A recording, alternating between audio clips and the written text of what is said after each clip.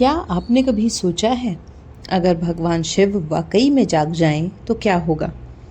क्या हो अगर कैलाश पर्वत से एक के बाद एक ऐसे संकेत मिलने लगे जो साफ साफ कह रहे हों, अंत अब शुरू हो चुका है। यह कोई कहानी नहीं, यह कोई कल्पना नहीं, यह उन रहस्यमयी घटनाओं की कड़ी है जो 2023 से लेकर अब 2025 तक एक के बाद एक दुनिया को झटका देती आ रही हैं। और हर एक संकेत बस एक ही बात कहता है, कलयुग अब आखिरी मोड़ पर है। शिव अब मौन नहीं है। नासा की सैटेलाइट इमेज में दिखा त्रिनेत्र जैसा चिन्ह आखिर क्या था? एक 108 वर्षीय साधु ने चेतावनी दी है, 2025 के बाद कैलाश की ऊर्जा बदल जाएगी। मानसरोवर झील की गहराई से अचानक एक शिवलिंग प्रकट हुआ है। बिना बारिश के कैलाश पर्वत पर 9 बार लगातार बिजली गिरती है और जंगल के जानवर खुद ब खुद कैलाश की ओर बढ़ने लगे हैं। यह सब क्या है? सिर्फ संयोग या फिर भगवान शिव खुद चेतावनी भेज रहे हैं? इस वीडियो में आप जानेंगे वो 11 रहस्यमय संकेत जो दुनिया के किसी और कोने से नहीं, सीधे भगवान शिव के धाम कैलाश पर्वत से आए हैं। संकेत जो यह बताते हैं कि कुछ बहुत बड़ा अब बहुत करीब है। तो क्या आप तैयार हैं? क्योंकि अब आप जा रहे हैं उस यात्रा पर जहां से लौटती है बस चेतावनी, जहां शिव का तीसरा नेत्र खुलने को है।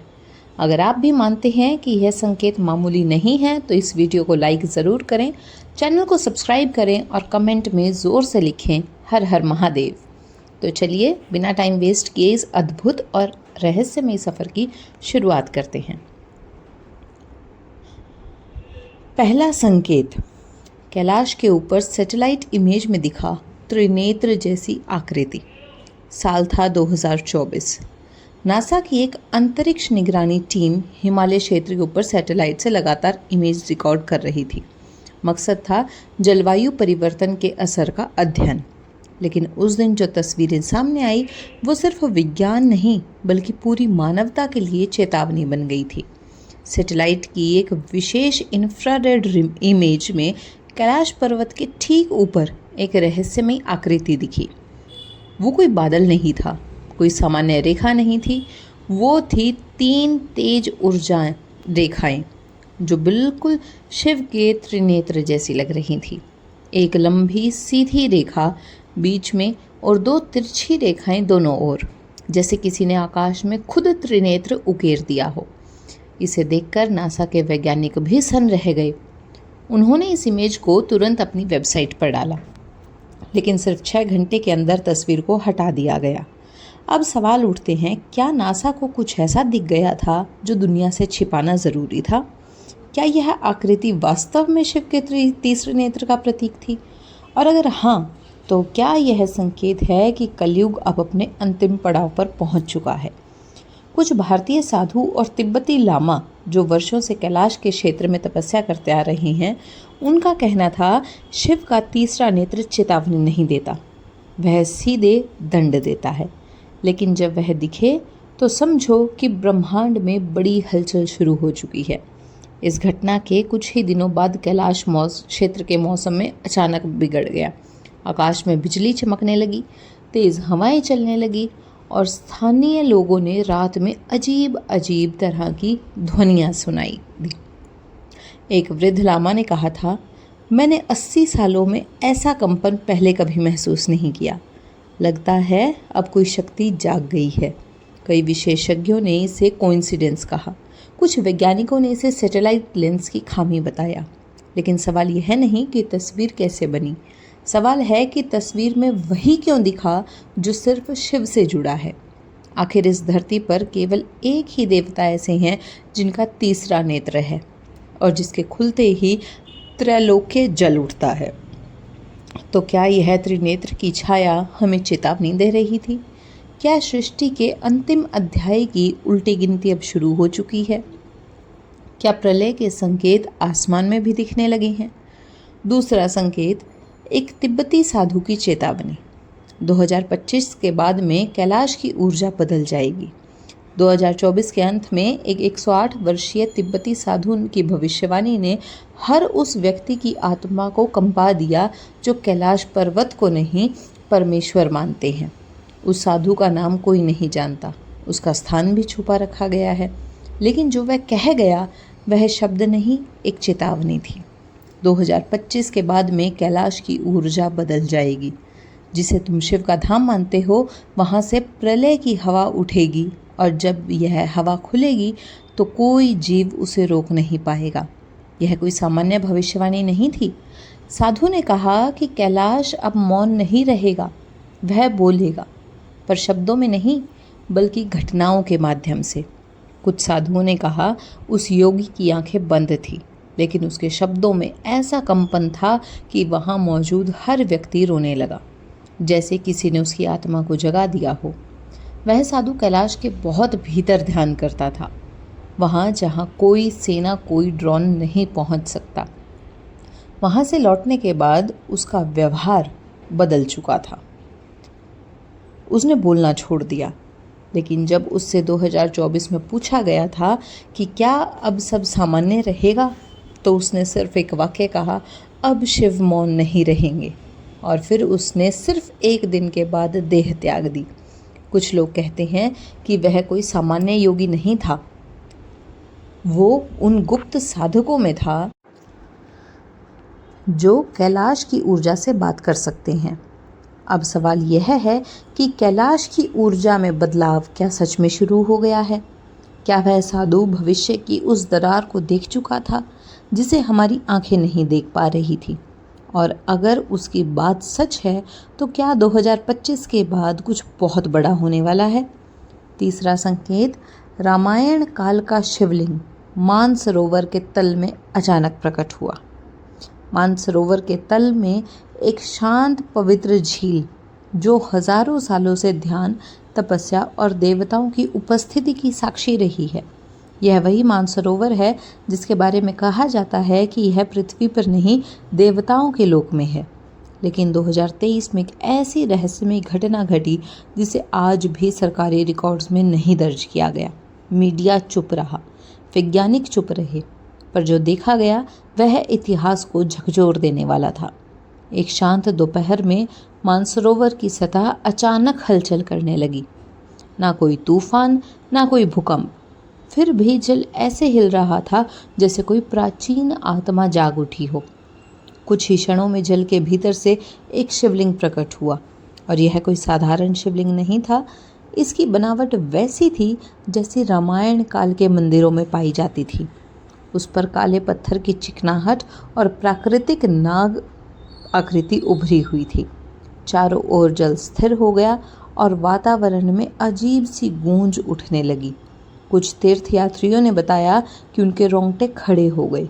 एक अजीब ऊर्जा उनके शरीर में दौड़ गई, जैसे किसी अदृश्य शक्ति ने उन्हें स्पर्श किया हो।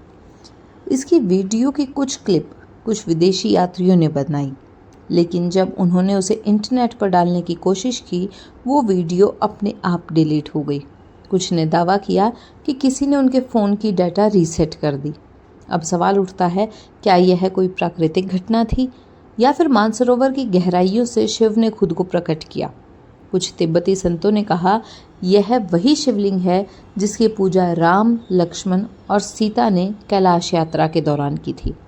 हजारों वर्षों तक यह जल में छुपा रहा और अब प्रकट हुआ, क्योंकि कलयुग अपनी चरम सीमा पर पहुंचने वाला है।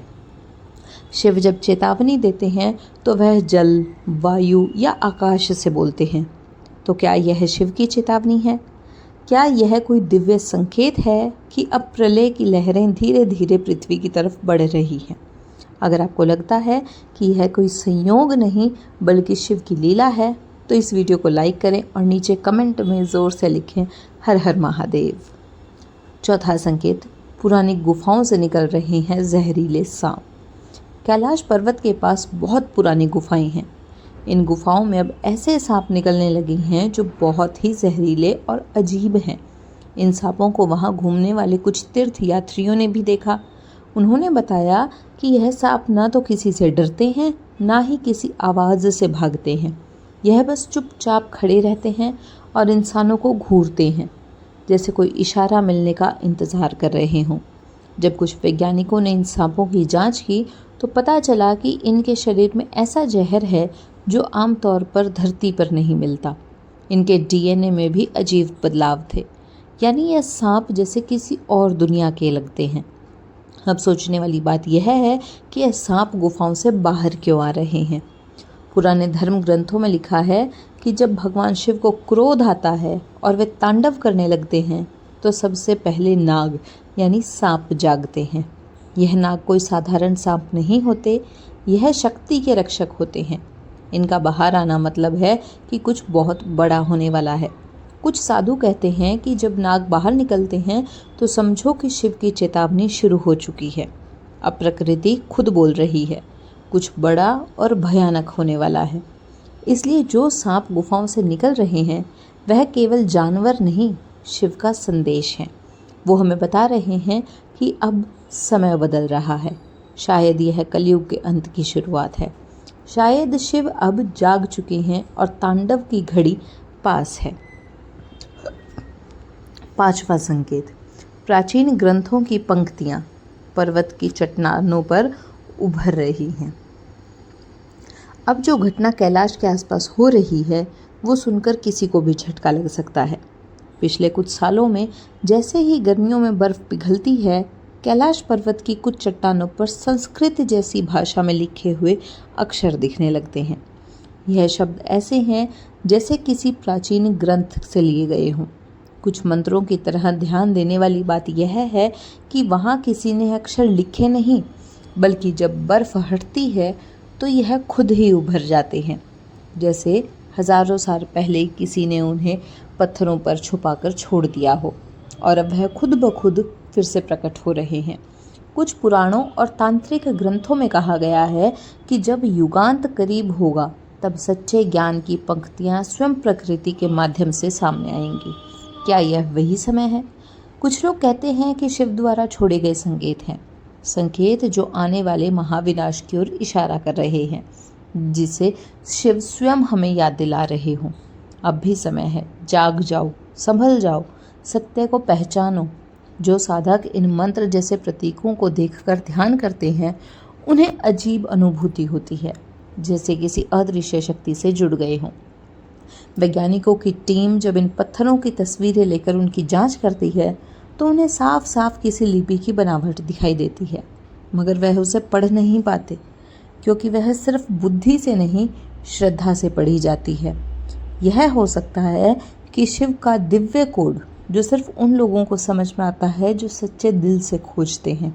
और अगर यह सच है तो समझ लीजिए कि अभी युग बदलने वाला है। 6वां संकेत, जानवर कैलाश की ओर क्यों जा रहे हैं और वापस क्यों नहीं लौट रहे। कैलाश पर्वत के आसपास के जंगलों में एक अजीब सा बदलाव देखा जा रहा है।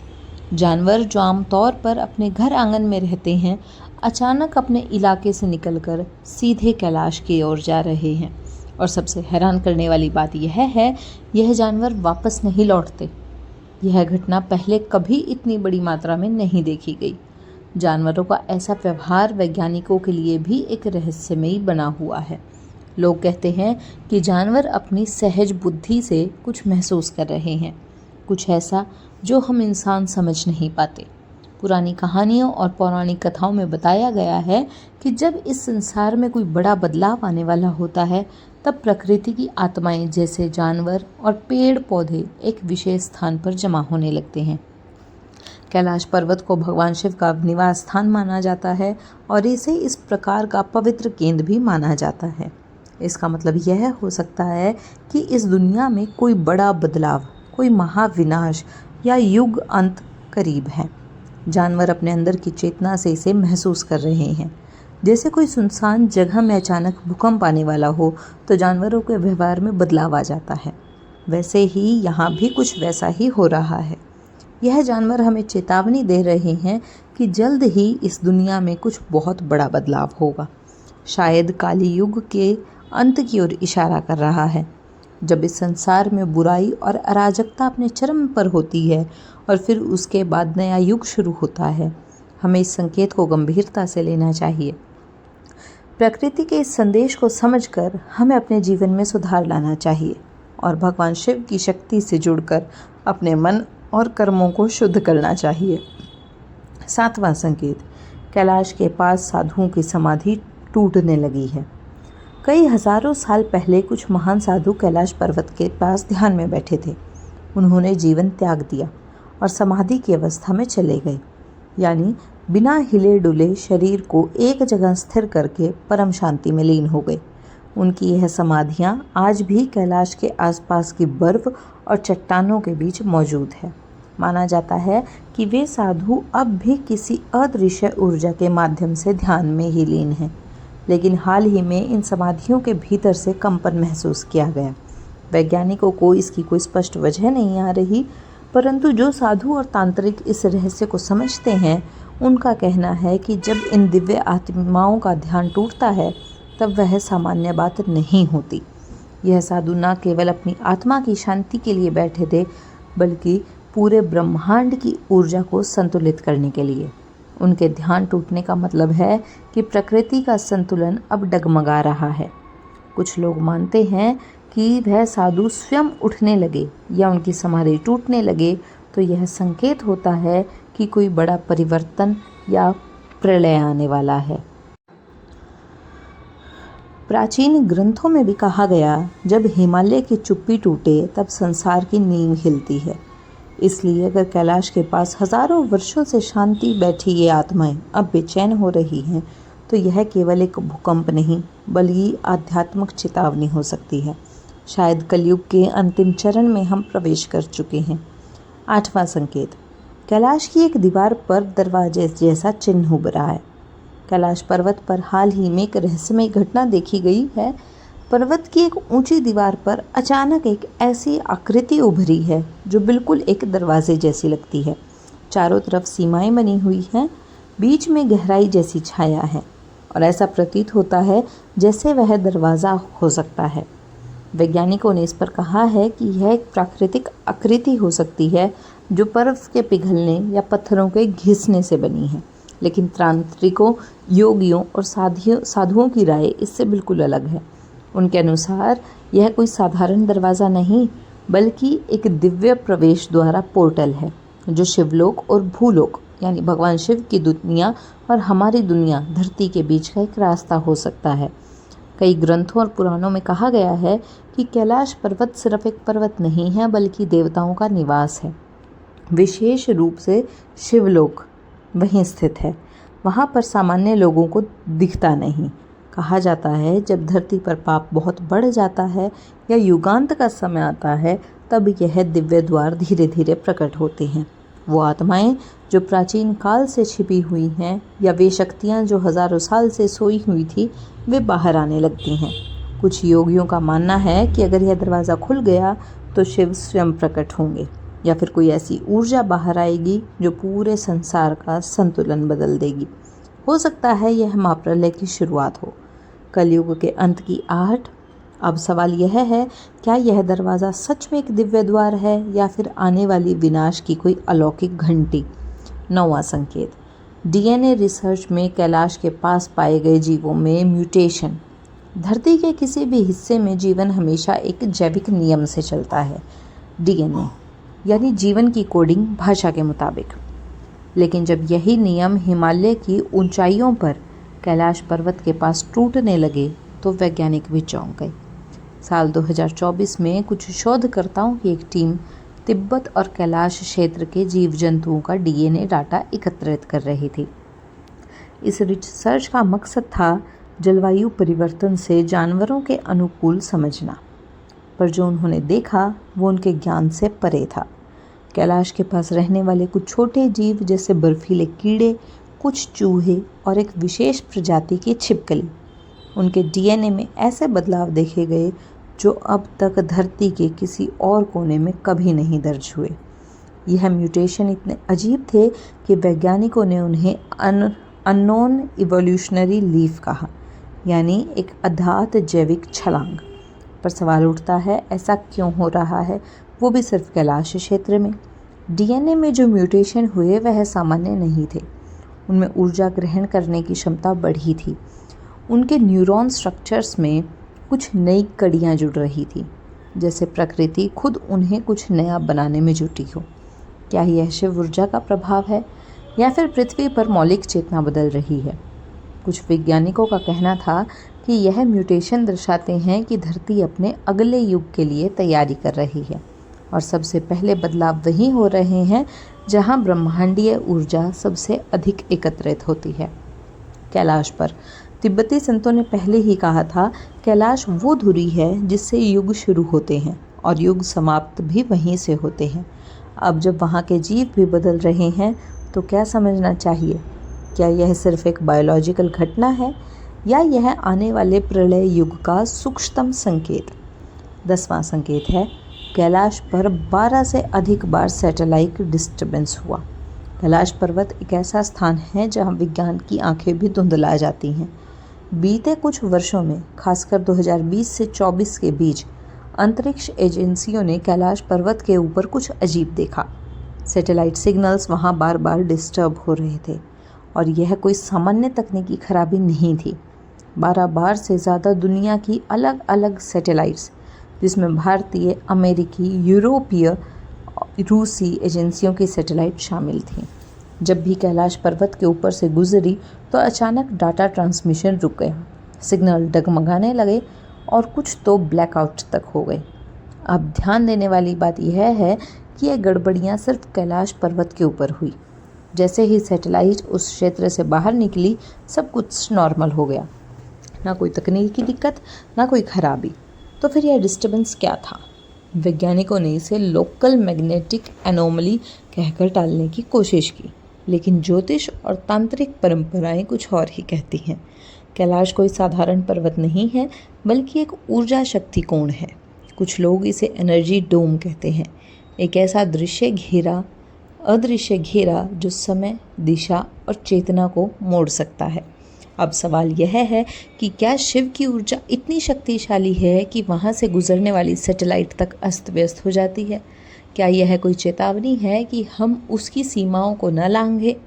एक रिपोर्ट में यह भी दावा किया गया कि जब एक विशेष टोपोग्राफिक सैटेलाइट ने कैलाश को स्कैन करने की कोशिश की तो उसकी हार्ड ड्राइव में अजीबोगरीब कोड्स और लहरों की तस्वीरें भर गई, जो किसी भाषा से नहीं मिलती, लेकिन वे मंत्रों जैसे कंपन पैदा करती थी। कुछ वैज्ञानिकों ने ऑफ रिकॉर्ड यह भी कहा, अगर कैलाश के ऊपर कोई एनर्जी डोम है तो वह हमारी पृथ्वी पर स्थापित किसी भी कृत्रिम तकनीक से परे है। यह ब्रह्मांडीय चेतना का केंद्र हो सकता है। तो क्या शिव स्वयं अपनी शक्ति का इशारा दे रहे हैं? क्या यह डिस्टर्बेंस सिर्फ तकनीकी है या यह प्रलय की आहट? 11वां संकेत, 2024 में कैलाश पर आसमानी बिजली गिरती है, लगातार 9 बार। साल 2024 में कैलाश पर्वत पर एक ऐसी घटना हुई जिसने वैज्ञानिकों से लेकर साधकों तक सभी को चौंका दिया। एक शांत और साफ आसमान, ना बादल, ना तूफान, ना गरज, लेकिन फिर भी वहाँ बिजली गिरी, और वह भी एक बार नहीं, लगातार 9 बार। कहा जाता है जब यह बिजली गिरी तो वहाँ पर हल्के हल्के कांपे कुछ लोगों को ऐसा लगा जैसे कोई अनजानी शक्ति आसमान से उतरकर पृथ्वी को छू रही हो, चेतावनी दे रही हो। वैज्ञानिकों ने इसे इलेक्ट्रोमैग्नेटिक डिस्टर्बेंस कहा, लेकिन हैरानी की बात यह है कि यह डिस्टर्बेंस पूरी पृथ्वी पर नहीं, सिर्फ कैलाश पर्वत पर क्यों हुआ? यहाँ से शुरू होता है असली सवाल। धार्मिक मान्यताओं के अनुसार जब कलयुग अपने अंतिम चरण पर पहुँचता है तो सबसे पहले प्राकृतिक संकेत मिलते हैं।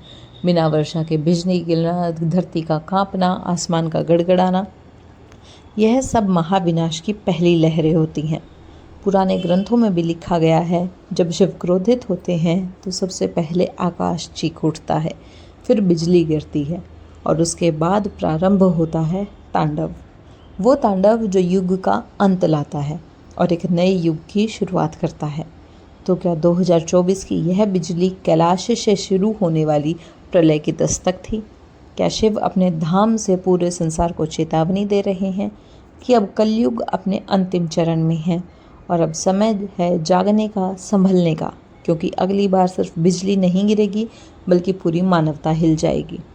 यह सिर्फ एक घटना नहीं, यह एक संकेत है, एक घंटी है जो हमें बता रही है कि अब प्रलय दूर नहीं। तो कैलाश पर्वत के यह रहस्य क्या सिर्फ संयोग है या आने वाले युग परिवर्तन की स्पष्ट चेतावनियाँ? क्या यह घटनाएं हमें बता रही हैं कि कलयुग अपने अंतिम चरण में पहुंच चुका है और अब महाप्रलय यानी सृष्टि के नए चक्र का समय आ गया है? साधुओं की टूटी हुई समाधियां, पर्वत पर उभरता हुआ दिव्य द्वार और शिव के त्रिनेत्र जैसे संकेत, यह सब मिलकर मानो एक ही बात कह रहे हैं। अब समय है चेतना से जुड़ने का, उस शक्ति से जो सृष्टि का आदि और अंत है। महादेव से ही सिर्फ एक वीडियो नहीं बल्कि एक आह्वान है। जिन्हें लगता है कि ये बातें सिर्फ कल्पना है, वह समय का इंतज़ार करें, और जो महसूस कर सकते हैं कि कुछ बहुत बड़ा घटने वाला है, वह नीचे कमेंट करें। मैं तैयार हूँ महाकाल की मलाहर के लिए। ऐसी रहस्यमयी और अध्यायों के लिए सब्सक्राइब करें और इस दिव्य यात्रा को अपने मित्रों के साथ शेयर ज़रूर करें।